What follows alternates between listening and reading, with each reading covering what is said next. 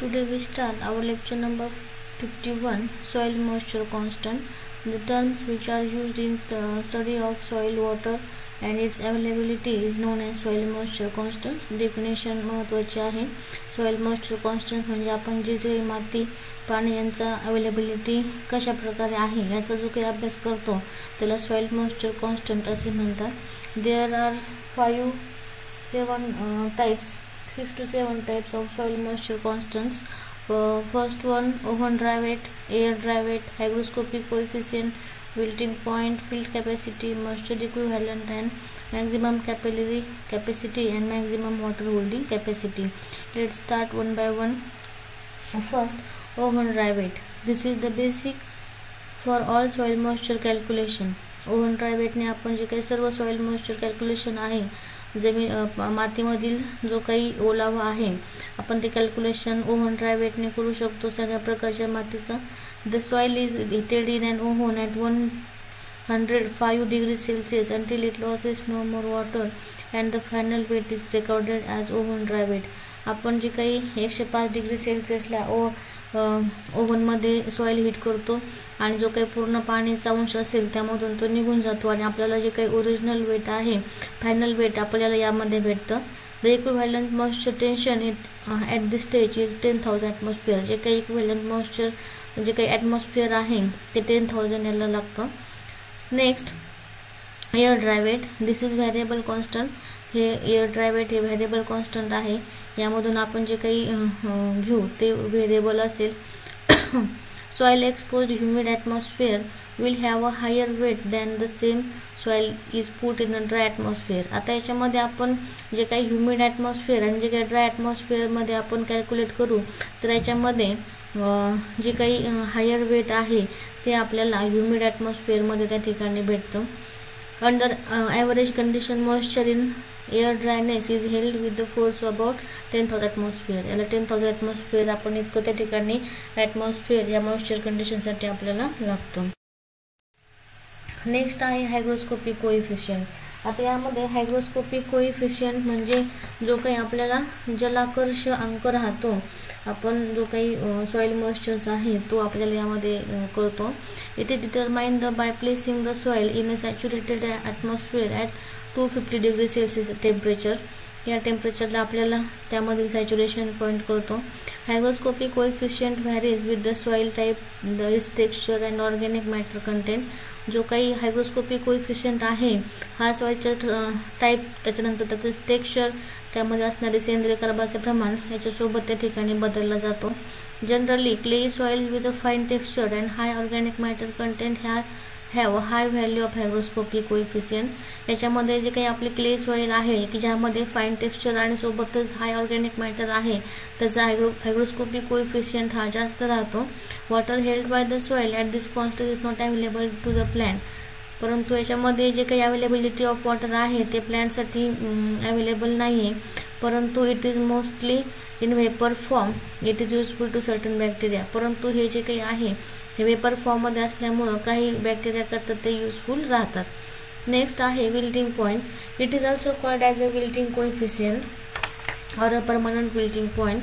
After using the water from the outer capillary portion, the plant would begins to utilize, although with difficulty, the inner capillary water.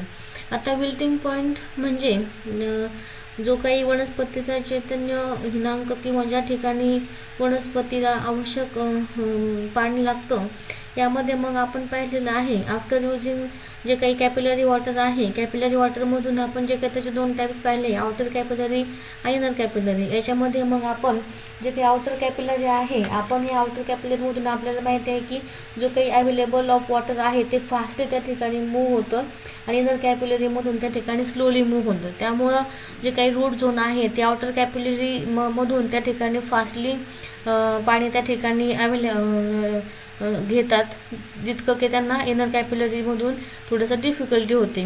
Water at this constant is held with the force of 50 atmosphere. The wilting point differs in different soil. जो काही wilting point आहे हा प्रत्येक याच्यामध्ये सॉइलप्रमाणे differ त्या ठिकाणी आहे. It is low as about 4 to 6% in sandy soil and high as about 16 to 20% in clay soil. सँडीमध्ये तो फक्त 4 ते 6% आहे आणि जे काही क्ले सॉइल आहे त्यामध्ये 16 ते 20% आहे. The available soil moisture at this point is 0 आणि मग यामध्ये लास्टला त्या ठिकाणी तो 0 राहतो. तर अशा प्रकारचं विल्टिंग पॉईंट. नेक्स्ट आहे field capacity. The field capacity is the moisture content of soil high percent on oven dry basis when it is has been completed saturated and downward movement of excess water has partially ceased. This stage is reached within 2 to 3 days after heavy shear of rain or heavy irrigation. आता यामध्ये आपल्याला field capacity म्हणजे यामध्ये आपल्याला काय सांगता येईल तर जे काही वनस्पतीची जी काही सुरेख किंवा योग्य प्रकारची अशी वाढ होते आणि ती वाढ होण्याकरता जी काही मातीची उच्च जल पातळी राहते किंवा जो काही ओलसरपणा आहे त्याला फील्ड कॅपॅसिटी असं म्हणतात. The percentage of moisture content in the soil on the oven dry basis at the stage of complete saturation and downward movement of excess water has partially ceased which usually taken place within 2 to 3 days after saturation. ज्यावेळेस saturation होतं त्यावेळेस त्या ठिकाणची जी काही stage आहे त्या ठिकाणी ती योग्य जी काही पिकांच्या वाढीकरता किंवा जी काही मुळांच्या वाढीकरता आवश्यक आहे ती मानली जाते.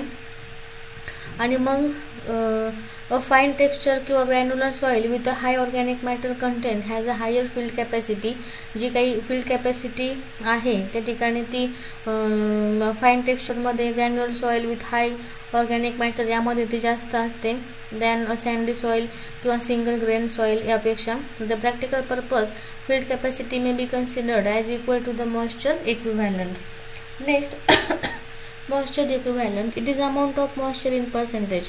मॉइश्चर इक्विव्हॅलंट म्हणजे काय की जे काही मॉइश्चर कंटेंट आहे त्याचं एक पर्सेंटेजमध्ये त्या ठिकाणी कन्सिडर केलं जातं. On oven dry basis held by 30 grams of air dry soil when subject 1000 times the gravitational forces in centrifuge for 30 minutes. तर अशा प्रकारे आपण मॉइश्चर इक्विव्हॅलंट कॅल्क्युलेट करू शकतो. नेक्स्ट आहे maximum capillary capacity. when the water is added to the soil whose field capacity is already reached. ज्यावेळेस समजा field capacity ही आपली पूर्ण झालेली असते आणि आपण ज्यावेळेस त्या ठिकाणी सॉइलमध्ये वॉटर जे काही ॲड होतं त्यावेळेसची जी काही कंडिशन आहे the water was on thinking. जी काही जाडसर किंवा घट्ट अशा प्रकारचं एक फिल्म मॉइश्चर फिल्म त्यामध्ये तयार होते. The stage is then reached after which the further additional of water will percolate down by force of gravity. त्यानंतर जी काही पुढची स्टेप आहे ती काय होते की जे काही फोर्स ऑफ ग्रॅव्हिटी आहे त्या फोर्स ऑफ ग्रॅव्हिटीने ते जे काही वॉटर फिल्म आहे किंवा जे काही वॉटर पाण्याची पातळी आहे ती त्या ठिकाणी पर्क्युलेट व्हायला लागते. This is the point of maximum capillary capacity. आणि ह्या स्टेजला आपण काय म्हणू शकतो की maximum capillary capacity. Last, maximum water holding capacity. Any further addition of water to the soil after its maximum capillary capacity is reached. आता आपण जे काही बघितलं की ज्या स्टेजला मॅक्झिमम कॅपिलरी कॅपॅसिटी झालेली आहे त्याच्यानंतर will start moving down by the force of gravity. त्याच्यानंतर पुन्हा जो काही गुरुत्वाकर्षण किंवा जे काही फोर्स ऑफ ग्रॅव्हिटी आहे त्याने पुन्हा काय होते की it is well drain soil. जी पूर्णपणे ज्यावेळेस त्याचं काही मुव्हिंग होते त्यानंतर मग ती काय होते एकदम वेल ड्रेन सॉइल होते. But when drainage is restricted the maximum amount of micro and micropores are filled with water. परंतु त्याच्यानंतर जे काही मायक्रोस्पोर आहे किंवा जे काही मॅक्रोस्पोर आहे की त्यामधून त्या ठिकाणी ड्रेनेज राहिलेलं नाहीये अशा प्रकारे ती पूर्णपणे फिल म्हणजे पाण्यासह ते मायक्रोस्पोर एकदम फिल होतात. त्याच्यामध्ये कुठल्याही प्रकारचं ड्रेनेज राहत नाहीये आणि मग त्या स्टेजला आपण this stage is called as a maximum water holding capacity. म्हणजे त्या स्टेजला आपण जमिनीची किंवा मातीची पाणी धरून ठेवण्याची क्षमता असं आपण त्याला म्हणतो.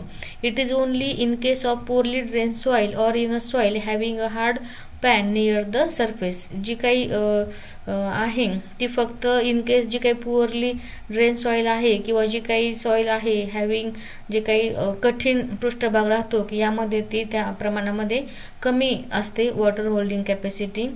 So today's lecture in today's lecture त्यात important point, wilting point and field capacity and maximum holding point, यासोबतच हा टॉपिक हे लेक्चर संपलेलं आहे.